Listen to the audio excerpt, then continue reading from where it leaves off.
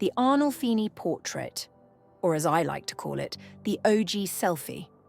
Painted by Jan van Eyck in 1434, this work is practically bursting with drama, symbolism, and enough tiny details to keep art historians arguing for centuries.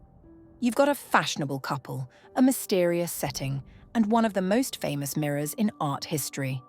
Seriously, this painting could be its own Netflix series. So what's the deal with the Arnolfini Portrait? Who are these people? Why is the dog looking like it's the only one who knows the truth? And, most importantly, is the bride pregnant? Or is that just 15th century couture? Stick around as we unravel the secrets of this iconic masterpiece. First, let's get oriented. The painting depicts a man and a woman, Giovanni di Niccolao Arnolfini, a wealthy merchant, and his wife, standing in what looks like their bedroom. But this isn't just a casual snapshot of domestic bliss. Oh no. Every single detail in this painting has a purpose. Even the way they're standing is deliberate, with the man holding the woman's hand as if to say, "Look at us, aren't we fancy?" Let's talk about their outfits. Giovanni is decked out in a heavy black fur-lined cloak, and you know he's sweating under all that fabric. But hey, in 1434, the more layers you wore, the richer you looked. His wife, meanwhile, is draped in a green gown with a high waistline and long flowing fabric. This is where things get interesting. Some people think the way she's holding her dress makes her look pregnant. But here's the twist. She's probably not. It's just the style of the time. So if you've ever been asked, when are you due, when you're not, know that it's been happening since the Renaissance. Now let's talk about that mirror. Positioned right in the center of the painting, it's one of the most fascinating elements here. Not only does it reflect the couple, but it also shows two additional figures standing in the doorway. Art historians believe one of them might be Van Eyck himself, essentially photobombing his own painting. Classic artist move. The mirror's frame is decorated with tiny, intricate scenes from the Passion of Christ, which is just another example of Van Eyck flexing his skills. This isn't just a mirror. It's a miniature gallery within the painting. Honestly, it's like the Renaissance version of those Instagram pictures where people post themselves reflected in a stylish cafe window. Now, here's where the painting gets really juicy. It's absolutely packed with symbols, and everyone has their own theories about what they mean. Let's break down a few. 1. The dog.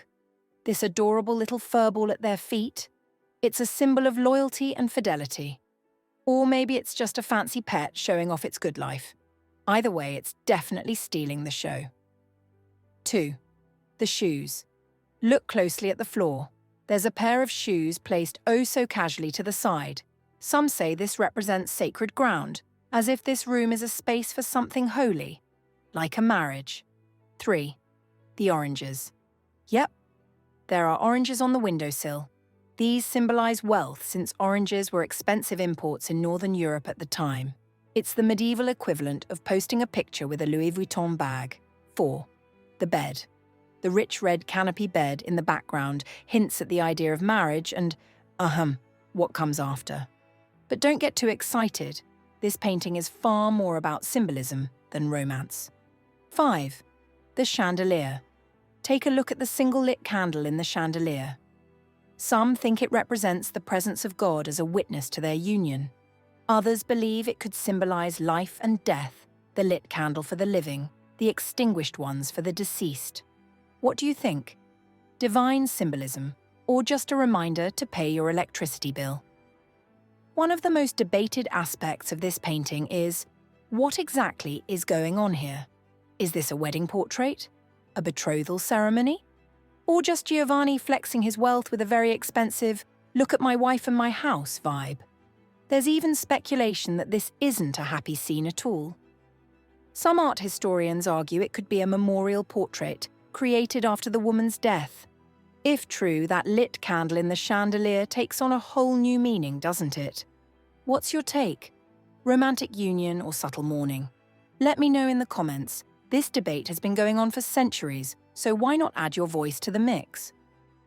And now for one of the coolest Easter eggs in art history, the signature. On the wall above the mirror, Jan van Eyck wrote, Johannes de Eyck fuit hic, which translates to Jan van Eyck was here. It's basically the Renaissance version of graffiti. Imagine dropping $10,000 on a wedding portrait, only to have the artist sign it like he's carving his name into a tree. Bold move, January. But this isn't just a signature. It's a declaration. It tells us that Van Eyck saw himself as more than just a craftsman. He was an artist, and he wanted everyone to know it. So, next time you see an artist sign their work in a big, flashy way, remember, Jan van Eyck did it first. We can't talk about the Arnolfini portrait without geeking out over Van Eyck's technique. The level of detail here is insane. From the individual hairs on the dog to the reflections in the mirror, it's all meticulously painted. And the textures? You can practically feel the fur, the wood, the metal. Van Eyck was a master of oil painting, and this piece proves it. But let's not forget the colours. That deep green of the wife's gown, the rich red of the bed, the warm tones of the wood.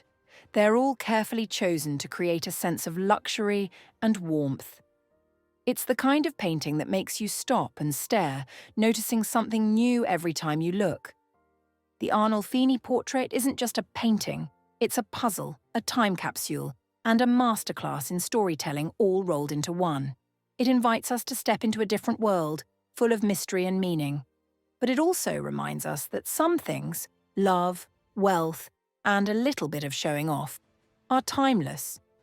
What do you think makes this painting so compelling? Is it the mystery, the symbolism, or just the sheer skill of Van Eyck's brushwork? Let me know in the comments. And if you've got a favourite painting or artist you'd like me to cover next, drop your suggestions below. Let's keep the art history train rolling. Oh, and one last thing.